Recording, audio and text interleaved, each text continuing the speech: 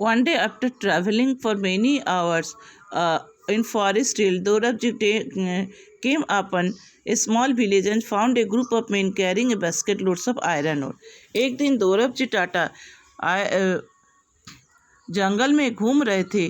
उस समय देखे कि एक छोटे से गांव में कुछ आदमियों ने और औरत मिलकर टुकनी में कुछ आयरन और के टुकड़े लेकर आ रहा था। उनसे पूछने पर पहाड़ी का पता चला।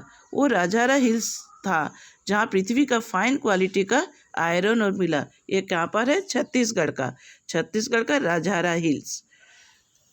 After a few years later, a large area of forest was cleared on the banks of the river Subarnarekha to set up the factory and industrial township Jamshedpur. Here there was water near iron ore deposits. The Tata Iron and Steel Company TISCO that came up began producing steel in 1912. कुछ सालों के बाद जंगल का एक बड़ा हिस्सा सुवर्णरेखा नदी के किनारे साफ किया गया। वहाँ एक फैक्ट्री एंड इस इंडस्ट्रियल टाउनशिप बनाया गया, जिसके नाम आप सब जानते हो, वो है जामशेदपुर। टाटा जामशेदपुर के नाम आप सब जानते हो। Here there was water near iron ore deposits. यहाँ आयरन और डिपॉजिट्स के लिए जो पानी का ज़रूरत था वो मिल जाएगा, क्योंकि ये सुवर्णरेखा नदी के किनारे था।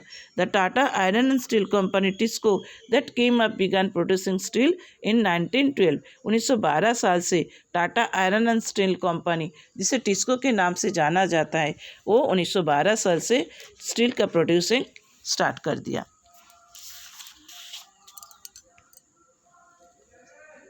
In the case of iron and steel and cotton textile, industrial expansions occurred only when British imports into India declined and the market for Indian industrial goods increased. The British government had to concede many of these demands in the last decades of colonial rule. लोहे और इस्पात के मामले में जैसा सूती कपड़े में एक इंडस्ट्रियल एक्सपेंसेस हुआ, औद्योगिक विस्तार हुआ। इंडस्ट्रियल एक्सपेंसेस में औद्योगिक विस्तार हुआ और धीरे धीरे भारत में ब्रिटिश आयात घटता है रहा, तो भारत एक औद्योगिक वस्तुओं का बाजार भी बढ़ता रहा।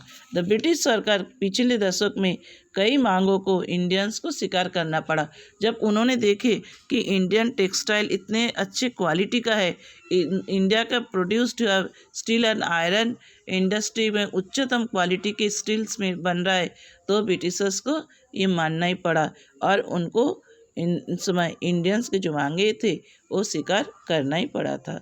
Your lesson is completed and tomorrow I'll send you the PDF.